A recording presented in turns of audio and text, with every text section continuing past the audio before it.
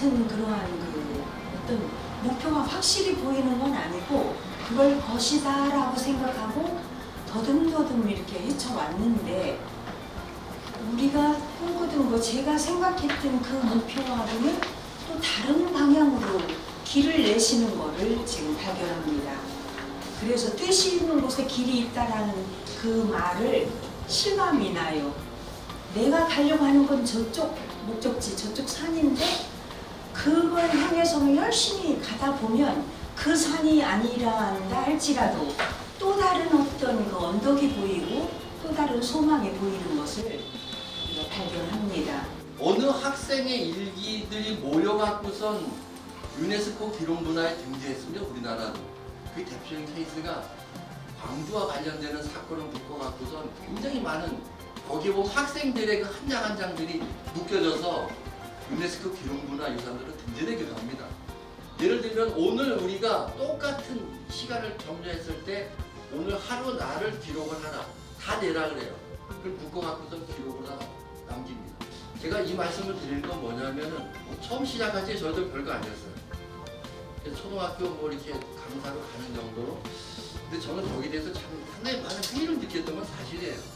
근데 지금까지 오면서 계속 여기 윤석기 원장님께서도 콘텐츠 개발하려고 노력하고 계시는데 지금도 아직 콘텐츠가 개발이 안 됐어요. 그래서 아마 이것을 개발하기 위해서 노력을 한다면 분명히 성과는 있으리라고 봐요. 이순신 장군이 7년 동안에 쓴 일기장하고 주고받은 편지가 있어요. 편지. 그리고 이분이 지금 말하면 보고서로다가 정부기관, 지금 말하면은 장계를 올린 거, 요 세 가지를 묶은 거예요. 하나만 있는 게 아니에요. 지금 정확한 명칭을 말씀드리겠습니다. 이순신 난중일기는 처음에 들어가요. 편지를 한문으로 서신이라 그러잖아요. 네. 그 수첩 마냥 묶었다 해갖고 첩을 붙여갖고 서간첩이라 하네요. 그렇게 하면 좀 이해가 빨리 가지 않습니까? 네. 서신을 묶은 첩이에요. 서간첩. 이순신 난중일기임이 서간첩. 그리고 임진년에 임금에게 올렸던 장계가 있어요. 지금 말하는 보고서예요. 임진장초라 그래요. 이거 갖다가. 임진장초요? 네, 임진년에 올린 장계를 말하는 거예요. 보고서. 임진년에 올린 장계. 장계를 지금 말하는 보고서예요. 장계를 올린다고 영화 보면 많이 나오지 않습니까? 보면은. 자, 이제 시작해 보십시오.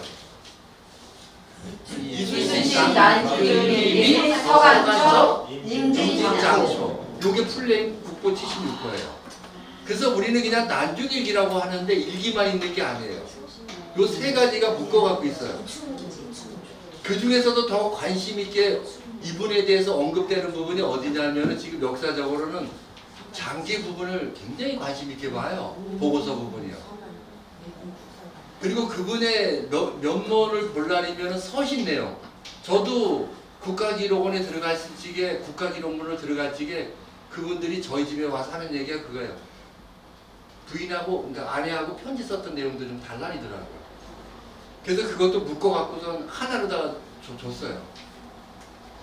그래서 지금 왜 이 말씀을 드리냐 하면은 아까도 말씀드렸다시피 여기는 각각 분이 갖고 있는 자료들이 많아요. 집안에. 나중에 요것은 어느 한 분이 자료를 좀 데이터를 모았으면 좋겠어요. 모아갖고 그걸 가지고 나중에 국가기록물로다가 등재를 시켜버리셔요. 등재시키는데 연결을 제가 해드리겠습니다. 이렇게 함으로써 그것이 가치를 가지고 가는 것들도 굉장히 의미가 있어요. 그래서 아까 그 광주에 관련되는 그러한 것들 굉장히 많은 인원들 그게 하나의 유네스코 기록물이에요. 이렇듯이 우리도 갈 필요가 있어요. 일기가 대표적인 게 그거예요.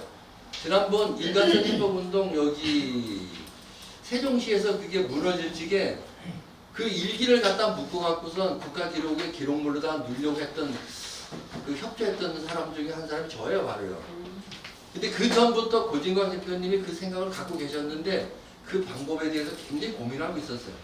근데 문제는 뭐냐? 아이들의 일기장 자체를 가지고 들어가기는 상당히 제한이 많아요. 너무나 단순해요. 내용도 그렇고. 그래서 그걸 갖다가 여러 가지 320만, 160만 하는 그 인원을 가지고 밀어붙이려고 했던 거예요. 근데 여기 계신 분들 아까 발표하는 내용들을 보니까 자료가 훨씬 나아요. 여기 계신 분들 이 자료를 누군가가 계속 아까 육아일기다 뭐다 버리지 마셔요.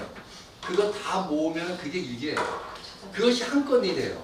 그러면 여기에 두드림 연구원의 대표적인 기록물이 될 거예요. 이런 식으로 가지고 해서 아까 플레임을 하나 예우라고 하신 게 그거예요. 난중일기는 결코 일기만 있는 것이 아닙니다. 그리고 일기도 지난번 7권이 아니라 원래 8권이에요. 근데 한 권이 자손들이 부진했어요. 그래갖고 7권이 남아있는 거예요. 그리고 매년 한 권씩 쓴 게 아니라 1년에 한 권씩 썼는데 마지막에는 1년에 2권 정도씩 똑같이 막 반복해서 쓰신 적도 있어요. 그래서 무조건 1년이라는 개념도 보면 안 되고 일기도 보면 거기에 우리 보면은 저 같은 이민년생인데 그런 식으로다가 지금은 1963년 뭐 이렇게 2023년 이런 식으로 뭐 이민년 무슨 년으로 그거 되어 있고 실제적으로 이거를 출판한 것은 200년 후에 누구라 그랬습니까? 출판 기념을 하신 분은 예? 후대 그 자손들은 아니에요.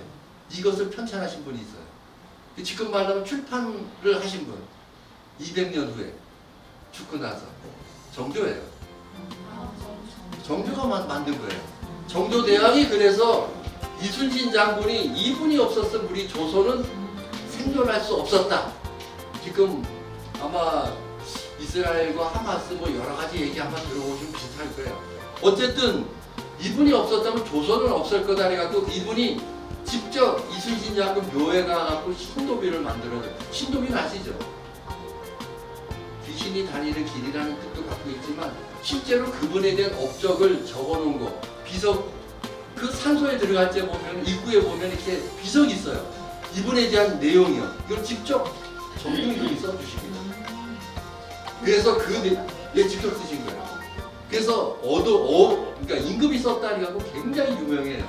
그 정도로다가 이분이 역사적으로 이순신 장군은 이런 분이라는 것을 자료를 모아라 명령을 내려요. 그러다 보니까 자손들이 갖고 있는 일기장 그러면은 우리 지금 그러니까 쉽게 말하면 정부에서 갖고 있는 자료는 뭐냐 그랬더니 임진장초예요. 그 당시에 이순신 장군이 보고한 자료 그리고 또 거기에서 어떤 자손들이 또 편지도 다 내놔요. 이거를 묶어 갖고서 난중일기라는 이름을 붙이는 거예요. 그래서 저희들도 이와 같은 형태로다가 뭔가를 만들어가면은 그것이 하나의 큰 역사적인 틀이 될 수 있다는 글을 말씀드리는 겁니다. 그리고 콘텐츠 개발도 마찬가지예요. 일기에만 집중시키면 안 돼요. 너무 단순해요. 이 일기 말고도 거기에 말하는 편지든 여러 가지 형태로 같이 묶어서 가는 것이 다양해요. 그래서 오늘 말씀드릴 때 이 얘기를 드리는 것은 자꾸 일기만의 머리만 두지 마시고 일기와 관련돼서 다양한 걸로 가면 좋다는 생각이에요. 아까 또 북부일기 얘기도 하시지 않았습니까? 예. 그런 내용들도 괜찮아요. 왜냐면 어느 그 기사에도 부부들이 서로 이렇게 극복하는 과정 속에서 둘이만의 이게 공유할 수 있는 게 뭐냐 했더니 부부일기입니다. 그런 얘기도 나오고 그랬었어요. 그래서 좀 다양한 콘텐츠로 다 묶어주시고 너무 일기에만 집중시키지 마세요. 그거는 제가 미리 말씀드립니다. 사랑해. 일기